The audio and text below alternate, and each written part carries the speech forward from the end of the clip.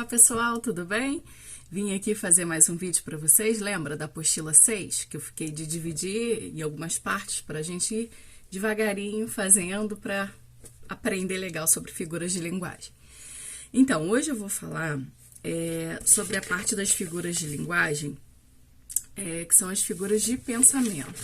E essas figuras de pensamento eu vou estar cobrando na atividade 17, que é a atividade de hoje, tá?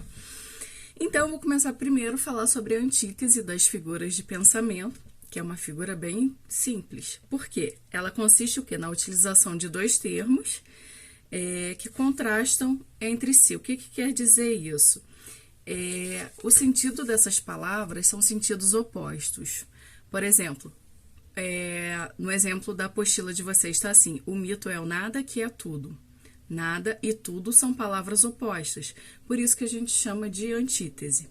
Ou o corpo é grande e a alma é pequena. Grande e pequena, também a gente vê essa oposição, então também é um exemplo de antítese. Isso tudo tem na apostila de vocês, tá? Só que vocês precisam fazer os exercícios, tá? Ou vocês copiem essa apostila, ou dão um jeitinho de imprimir para ficar mais fácil, porque daqui a pouco eu vou marcar a nossa prova, tá?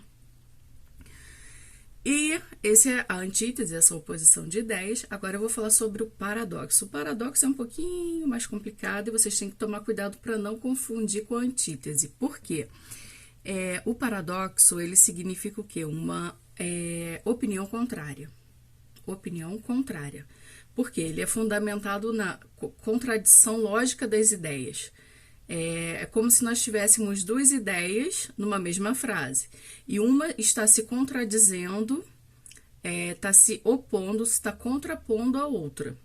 No entanto, a contraposição dos termos utilizados cria uma ideia lógica.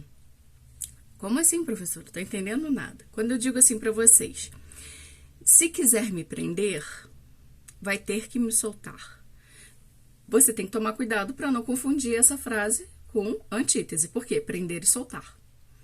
Mas nós temos duas frases contraditórias. Como assim? Se quiser me prender, vai ter que me soltar. Como assim? Existe essa contradição, essa opinião contrária. São duas opiniões aí se contradizendo. Mas se você parar e pensar, tem sentido. Por que tem sentido? Se você quiser me prender, vai ter que me soltar. Talvez assim, se você quiser me conquistar, se você quiser casar comigo, não vai poder ficar me prendendo, tirando a minha liberdade. Então, se você parar e pensar, tem sentido. Um outro exemplo que eu gosto muito de falar sobre o paradoxo é: o amor é ferida que dói e não se sente. Como assim dói e não se sente? Olha o paradoxo aí. O amor é ferida que dói e não se sente. Tem que tomar cuidado também para não confundir com a antítese, tá? No exemplo da apostila, tá assim: na reunião, o funcionário afirmou que o operário, quanto mais trabalha, mais tem dificuldades econômicas. Quanto mais você trabalha, mais dificuldade econômica você tem. Tem uma contradição aí. Mas se você parar e pensar, tem a ver. Às vezes ele já está trabalhando mesmo por causa dessa dificuldade econômica. Ou então, quanto mais você trabalha, mais você ganha, mais você gasta. Então, esse paradoxo, essa contraposição dos termos utilizados, cria uma ideia lógica. Por isso que a gente chama de paradoxo. E tem que tomar um pouquinho de cuidado para não confundir com a antítese, tá? Vou falar sobre o eufemismo agora, bem simples também. O que é o eufemismo? O eufemismo, ele consiste em empregar uma expressão mais suave, mais nobre ou menos agressiva para comunicar alguma coisa áspera. Por exemplo, quando você vai dar uma notícia chocante, vai falar que alguém morreu. É uma coisa assim que você tenta falar com jeito, quando a pessoa é da família, então você tem todo um cuidado. Então, digamos assim, depois de muito sofrimento, entregou a alma ao Senhor. Entregou o sofrimento, a pessoa morreu. Então, por isso que a gente chama de eufemismo, essa suavização das palavras. O prefeito ficou rico por meios ilícitos. O prefeito ficou rico roubando. Só que eu estou suavizando essas palavras aí.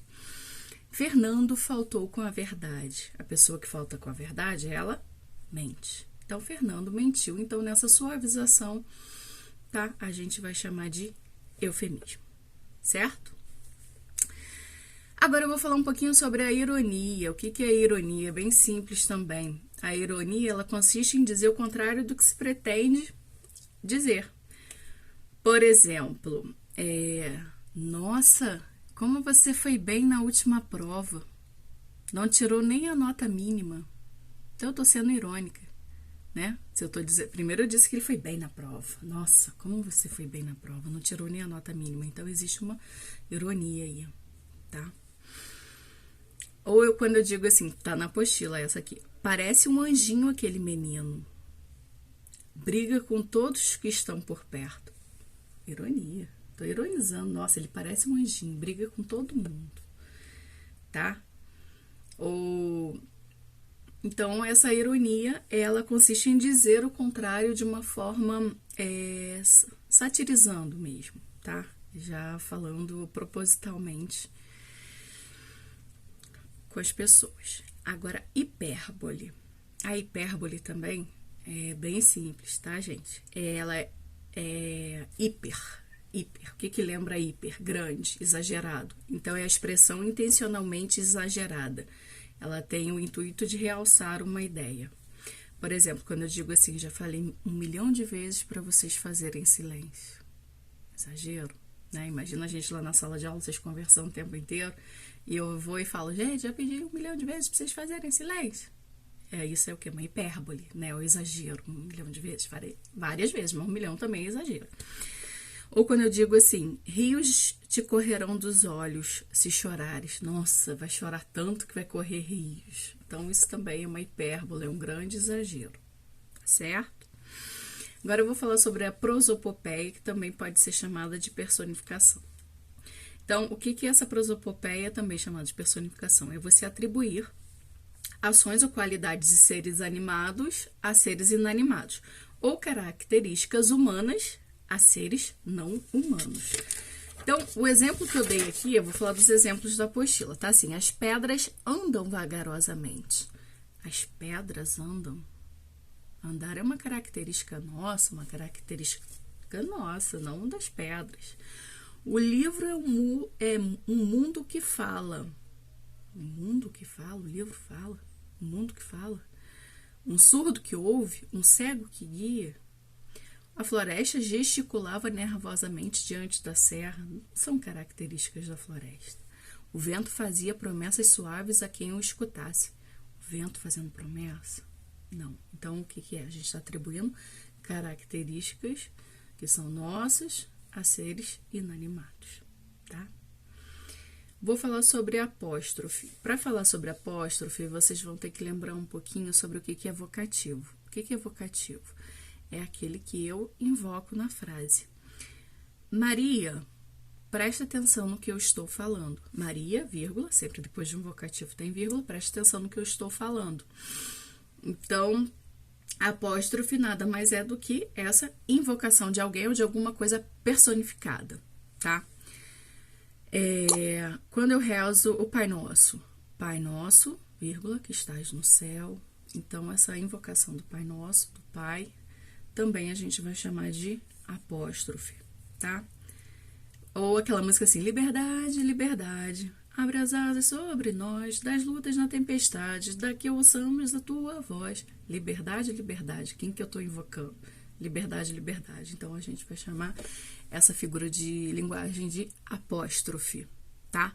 Que consiste nessa invocação de alguém ou de alguma coisa personificada. Gradação.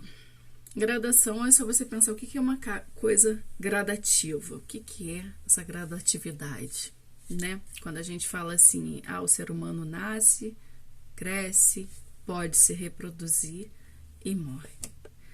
É uma evolução gradativa, né? Então, a gradação, ela consiste em quê? Em dispor as ideias por meio de palavras, sinônimas ou não. Pode ser em ordem crescente ou em ordem decrescente, tanto faz. O trigo nasceu, cresceu, espigou, amadureceu, colheu-se. Olha a gradatividade desses verbos. Nascer, crescer, espigar, amadurecer e foi colhido, tá? Então, existe essa gradação, essa disposição de ideias em ordem crescente ou decrescente. Não tem problema, não faz diferença, mas dá essa ideia de gradação. Por hoje é só. Na próxima aula, a gente vai falar sobre as figuras de construção ou sintática, tá? Nas figuras de construção ou sintática, eu vou dar uma enxugada, eu vou tirar algumas partes mais complicadas para não ficar muita coisa para vocês estudarem em casa, tá bom? Ó, um abraço, um beijo, fiquem com Deus, estudem, gente, façam os exercícios, todos os nossos exercícios, quem tá fazendo todos os exercícios vão ganhar 20 pontos só por estarem fazendo esses exercícios. Tem a nossa provinha, nosso teste 1 valendo 30 pontos, que eu ainda não passei a pontuação para vocês, e vamos fazer uma prova sobre figuras de linguagem valendo 50 pontos, tá? Vai ter interpretação de texto e figuras de linguagem, então vocês precisam estudar.